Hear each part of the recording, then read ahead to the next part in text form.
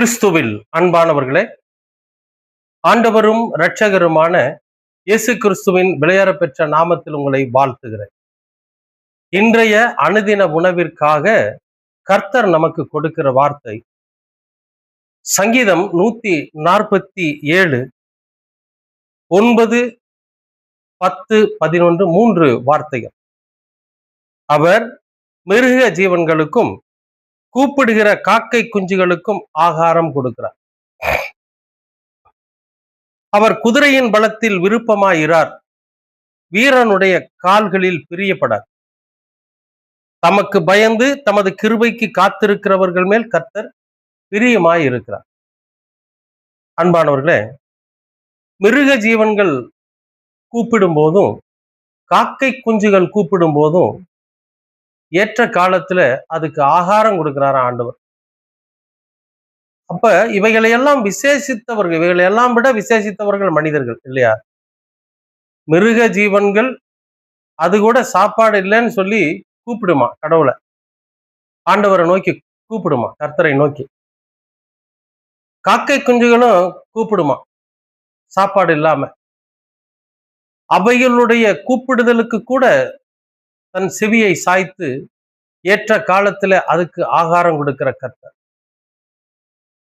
அதைவிட விலை மதிக்க முடியாத ஒரு பிறவிதான் மனித பிறவி. அப்ப நமக்கு கொடுக்காம இருப்பாரா? நினைச்சு பாருங்க. நாம அவரை நோக்கி கூப்பிடுகிற போது, அவரை நோக்கி நாம நம்முடைய சூழ்நிலையை சொல்லி கதறுகிற போது, நம்முடைய வார்த்தைகளுக்கு, நம்முடைய கூப்பிடுதலுக்கு செவிகளை சாய்க்கிற தேவனாய் இருக்கிறார். ஏற்ற காலத்துல மிருகங்களுக்கும் பறவைகளுக்கும் ஆகாரம் கொடுப்பது போல நம்முடைய வாழ்க்கையில ஏற்ற காலத்துல நன்மையானதை கர்த்தர் கட்டளையிட்டு நாம் சுதந்திரிக்கும்படியா செய்வார். ஆனா இங்க அடுத்தது சொல்றாரு பாருங்க, அவர் குதிரையின் பலத்தில் விருப்பமாயிரார், வீரனுடைய கால்களில் பிரியப்படும். தன் சுய பலத்தை நம்பி இருக்கிறவங்களை அவர் அவ்வளவு ஒன்றும் பிரியப்படுறது இல்லை. ஏன்னா எல்லாம் என்னால முடியும், நான் பார்த்துக்குவேன், எனக்கு தெரியும். கடவுள் என்னங்க, நாம சரியா இருந்தா கடவுள் எதுக்கு? மனிதன் தன்னுடைய நிலையில சரியா இருக்கிற போது, நிறைய சம்பாதிக்கிற போது கடவுள் என்னத்துக்குங்க? கஷ்டப்படுறவங்களுக்கு தானே கடவுள், ஐஸ்வர்யவான்களுக்கு கடவுள் இல்லை. நான் காசு கொடுத்தேன்னா கடவுள் எங்க வீட்டுக்கு வருவாருங்க, பாஸ்டர் எங்க வீட்டுக்கு வருவாரு, பாதிரியார் எங்க வீட்டுக்கு வருவாரு. காசு கொடுத்தா போதும், கடவுளே எங்களை தேடி வருவாரு. அப்படிங்கிற அந்த ஆணவமும் திமிரும் இருக்கு பாத்தீங்களா? அது மேல கர்த்தர் விருப்பப்படுறது இல்லை. நான் ஜெயிச்சிருவேன், என்னால முடியும், எனக்கு திறன் இருக்குது, எனக்கு தெம்பு இருக்குது அப்படின்னு சொல்றவங்களையெல்லாம் கர்த்தர் விரும்புறது இல்லை. மனிதன் தன் சுய பலத்தை நம்பி கடவுளை உதாசீனப்படுத்தி அவன் செய்கிற ஒவ்வொரு செயலையும் கர்த்தர் விரும்புறது இல்லை. ஆனா எதை விரும்புறார் அப்படின்னா, தமக்கு பயந்து தமது கிருபைக்கு காத்திருக்கிறவர்கள் மேல் அவர் பிரியமாயிரு, கர்த்தர் பிரியமாயிரு. அப்ப கடவுளுக்கு பயந்து இருக்கணும். ஏங்க, நான் போய் எது கடவுளுக்கு பயப்படணும்? நான் தப்பு பண்ணுனா தானே பயப்படணும் அப்படின்னு ஒரு சிலர் சொல்றது உண்டு. தப்பு பண்ணுனவன் கடவுளுக்கு பயப்படணுங்கிற அவசியம் இல்லை. அவனுக்கு உண்டான தண்டனை தானா அவனை தேடி வரும். சரிங்களா?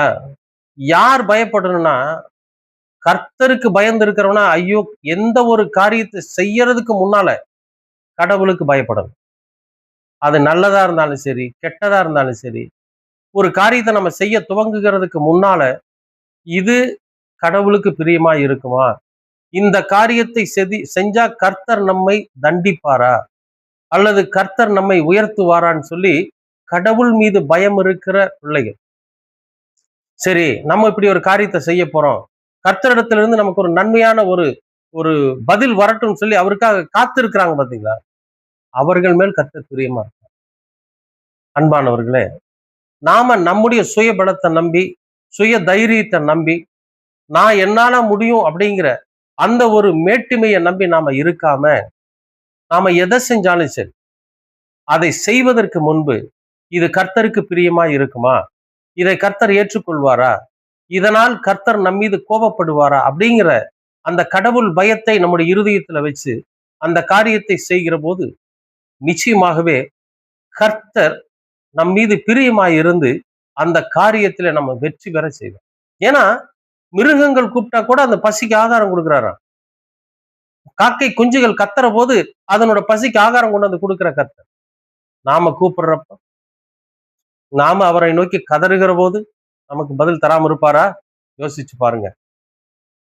உங்களையும் என்னையும் அவ்வளவாய் நேசிக்கிற கர்த்தர், நம் மீது அளவு கடந்த அன்பு வைத்திருக்கிற கர்த்தர், அதிகப்படியாக தன் ஜீவனையே நமக்காக கொடுக்கிறதுக்கு முன் வந்திருக்கிற கர்த்தர், நிச்சயமாகவே நம்முடைய கூப்பிடுதலை அவர் கேட்பார்.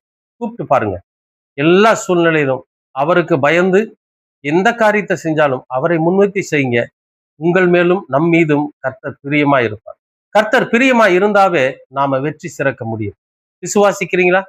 நிச்சயமாகவே ஜெயம் உங்களை தேடி வரும், வெற்றி உங்களை தேடி வரும். எதை செஞ்சீங்கனாலும் சரி, வியாபாரமோ தொழிலோ ஊழியமோ எதுவா இருந்தாலும் வெற்றி உங்களை தேடி வரும். நீங்கள் வெற்றியை சுதந்திரிக்க போகிறீர்கள். கர்த்தர் உங்களோடு கூட இடைபெறுவார். ஜெபிக்கலாமா? அன்பின் பரலோக பிதாவே, நல்லதொரு இந்த காலை பொழுதுக்காக நன்றி. இந்த அனுதின உணவின் மூலம் நாங்கள் உமக்கு பயந்து ஒவ்வொரு காரியத்தையும் செய்கிற போது நீர் எங்கள் மேல் பிரியப்பட்டு அந்த காரியத்தில நாங்கள் வெற்றி பெற செய்கிறீர். அதற்காக உமக்கு நன்றி. இந்த நாளை நீர் ஆசீர்வதித்து கொடுத்திருக்கிறீர், அதற்காகவும் நன்றி. காக்கைகளும் மிருகங்களும் கூட பட்டினியா இருந்து விடக்கூடாது என்று அது பசியில் கதறுகிற போது அதற்கு உணவு கொடுக்கிற கர்த்தர், அதை விட ஒரு விசித்திர படைப்பாகிய நாங்கள் மனிதர்கள் உம்மை கூப்பிடுகிற போது நீங்கள் கேளாமல் இருப்பீரோ? ஆண்டவரே, நாங்கள் ஒவ்வொரு நாளும் உம்மை கூப்பிடுகிறோம். நீர் எங்கள் கூப்பிடுதலுக்கு செவி சாய்த்து எங்கள் தேவைகளை எல்லாம் பூர்த்தி செய்து எங்களை வெற்றி பெற செய்ய வேண்டுமாய் செபிக்கிறோம். கிருபை சூழ்ந்து கொள்ளட்டும். இயேசு கிறிஸ்துவின் வழியாய் கேட்கிறோம் நல்ல பிதாவே. ஆமேன், ஆமேன், ஆமேன்.